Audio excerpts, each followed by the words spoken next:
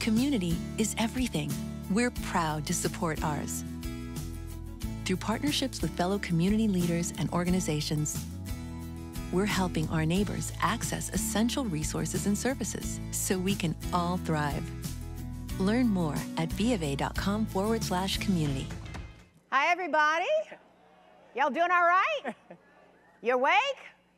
Great. I'm so happy to be here today to talk to Dr. Kimberly Espy, the president of Wayne State University. So many things to talk about. I love that you have on green, go white. All right. We also all have to holler, go blue. Indeed. Go blue, yes, indeed.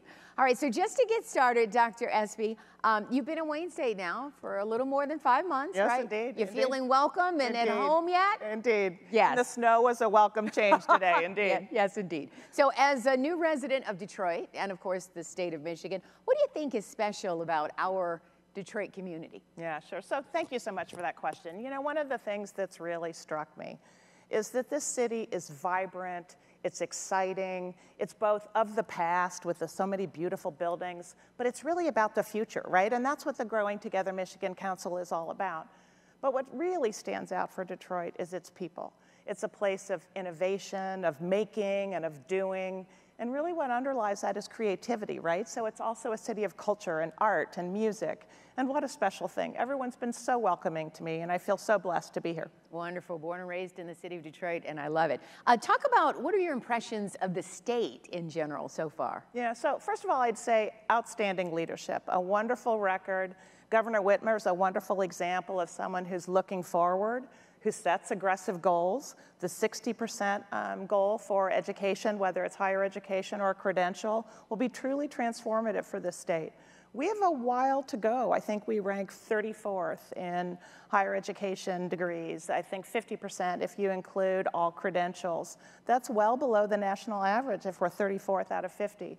And that has real benefits for the state. So I'm looking forward to contributing to that. Wayne State's part of that solution, in fact. I agree, and the campus is so beautiful today and growing. But, you know, getting a college degree is so very important. We know that. But you want to increase the number of people who earn a college degree, but why is that so important? I mean, how do you get that to the people, especially who are growing up in the city of Detroit? How do you get that message across? Yeah, sure. So I'll say a couple of things.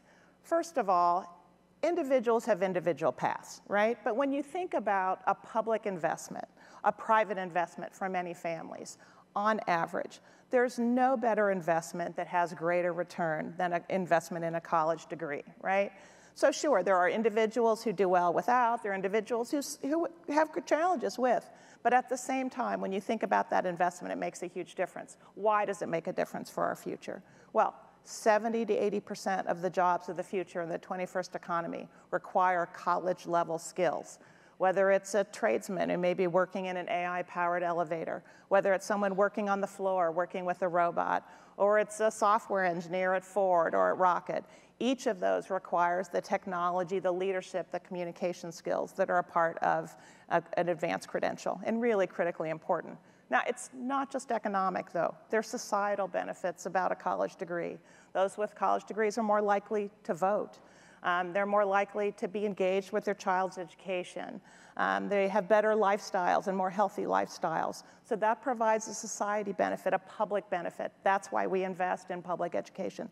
Now, you heard me say something about Wayne State. I mean, the campus is beautiful. You've got the new business school, the medical school. So what do you love most when you think about the Wayne State community? Oh, sure. So I'll tell you, one of the things that really stands out is our students. They are special. They have overcome many challenges. You know, we're an institution that's opened doors to many who have been chronically underserved, right, historically. And so whether that's those who are underrepresented in higher education, whether it's moms who are going back to school, or folks who are pursuing their degrees to upskill or get promoted. So we've always been an institution around opportunity. But our students are driven, they're focused. Our faculty are really second to none. They're at the cutting edge of discovery. They're creating new things and making things happen. And it's a real blessing to be a part of it and a pleasure to be a part of the campus. Absolutely. Go Warriors. And thank you for those good comments. I appreciate No, I mean that from my heart. So let's talk a little bit about collaboration. We've heard a lot of people talk about that this morning and this afternoon. The Growing Michigan Together Council has outlined 3 recommendations to increase Michigan's population, and one is to build a lifelong learning system focused on future-ready skills and competencies. So how can Wayne State help with that? Yeah, so I'll say a couple of things. First of all, one of the things that's different about Wayne State is that as we are a university of opportunity, many of our students stay here in Michigan. It's about 3 out of every 4 of our graduates. So if you think about last year, I think we graduated 6,500 rough students. So that means 5,000 new graduates from Wayne State are entering the workforce each and every year, right? That's doctors, that's lawyers, that's artists, that's engineers who are staying here in Detroit and making a difference. So we're really a part of that value proposition relative to contributing to a workforce. The other thing that I will say is that, you know, we are trying to make sure that our students succeed, that, you know, being a university of opportunity, we have many outreach programs, so it's important to make access. We've focused on success, making sure they graduate. Now our graduation rates are similar to national benchmarks. But what's different about Wayne is that our students, as I said earlier, are really focused on what comes next, right? So it's our obligation to make sure that they're career ready. So being Wayne State and being in the heart of the city, we can take advantage of the big city opportunities, having our students get involved in not only outstanding classroom experiences, but learning by doing experiences like internships and job shadows and mentoring by some of our alumni that help develop those marketable skills. As I said, the teaming, the leadership, the communication, that when you add that to what you learn in the classroom, that's what's going to set you up for success as a student, not only in the first job, but really throughout your career.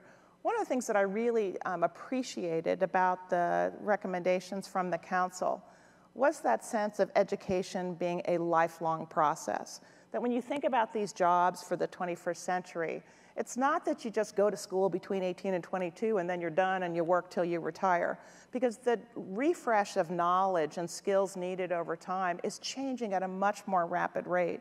So we have to think about it rather than an either or, go to college or don't, but rather start in any way you get started and then continue to pursue education across time. Because you're going to need, for example, to learn how to work with AI, how to use technology in new ways. And higher education has to be responsive to that, right? And to be able to provide that environment that makes it easy for folks to come back to school throughout their lifetime. Dr. Espy, what do you say to young people, especially right now, who say college is just too expensive? I don't want to get, you know, saddled with so many student loans. How do you respond to them? I hear that a lot, as you can imagine, especially as a university president. And it is true. College is an investment. It is expensive. You're making an investment in your future. And it certainly is true, too, that the calculus of how much families are contributing versus how much the state and other sources contribute has changed over time. You know, at the same time, as I said earlier, there is no better investment. And one of the things that I think has been challenging, especially for a public urban research university, is that oftentimes these conversations nationally are about the privates that are very, very expensive. And higher ed hasn't been as concrete and transparent about what families actually pay.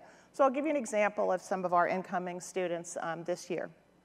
Thanks to Pell Grants, thanks to Governor Whitmer's Michigan Achievement Scholarship that's been transformative relative to access, and then Wayne State investing in our own financial aid, 55%, I'll say that again, 55% of our incoming class is going to Wayne without paying any tuition. Wow.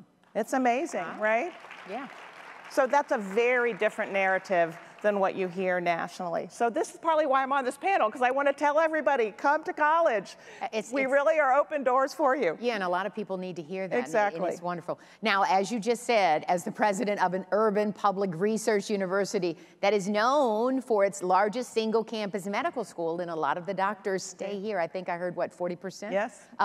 Other outstanding health programs, how does that factor into helping our community? Yeah, so I'll say a couple of things. So first of all, we have a gigantic medical school. In fact, we have the single largest medical school across the country, single largest campus, right? It's about 300 students a year. And you're right, when you look and you'll ask, about 40% of physicians in Michigan are trained either directly at our medical school or rotate through one of our residencies. So we make a very large and outsized impact on the health of our communities. About a third of our students are not just studying to be physicians, they're nurses, they're PA techs, they're nursing, speech and language pathologists, psychologists, in health fields writ large. And so the graduates that we are contributing certainly are a part of that workforce. But health is also about innovation. And one of the things, as a public urban research university, we attract outstanding faculty and staff from all over the country. We have about 8,000 employees, right? And so they bring their great ideas here to Detroit and to Michigan.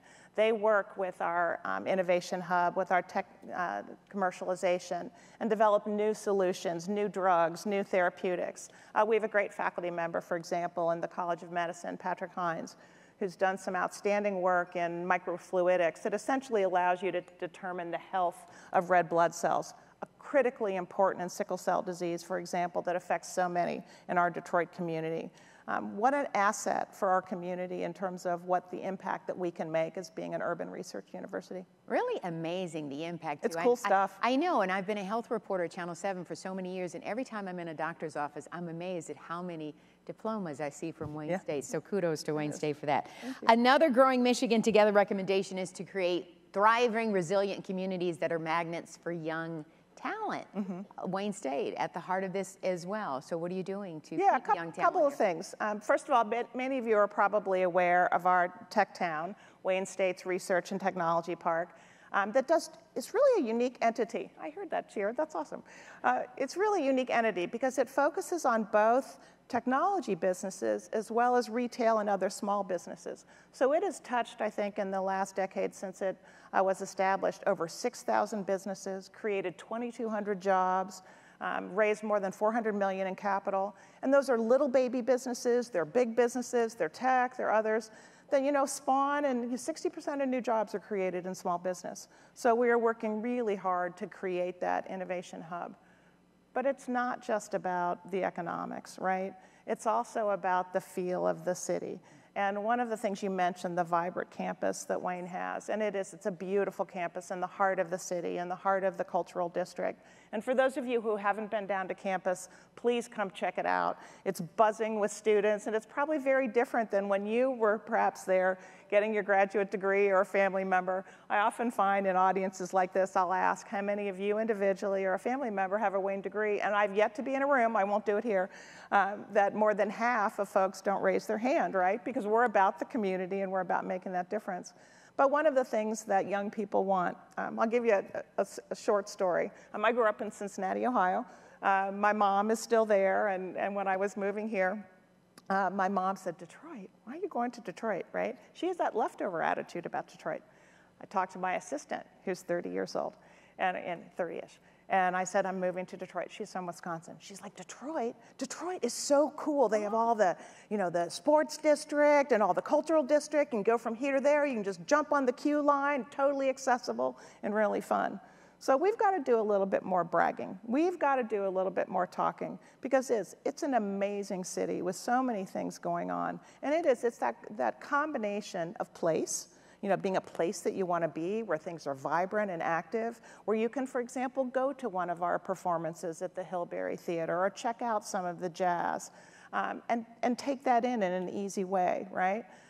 But it's also about the educational opportunities, the economic opportunities. That's what will keep our students here, and that's what attracts young talent from all over the globe, really. Yes, and if you drive by Wayne State, it's buzzing. You see all of the students walking, and indeed, it's really amazing. I love it. And I know we're almost out of time, but before coming to Detroit, you also lived and worked in Texas, a high-growth state. Yes. Are there lessons to be learned? Sure. Yes, there are some lessons, indeed. And it was funny. I was just back in San Antonio, and the whole plane was filled with U of M fans coming back from the championship, so that was kind of fun.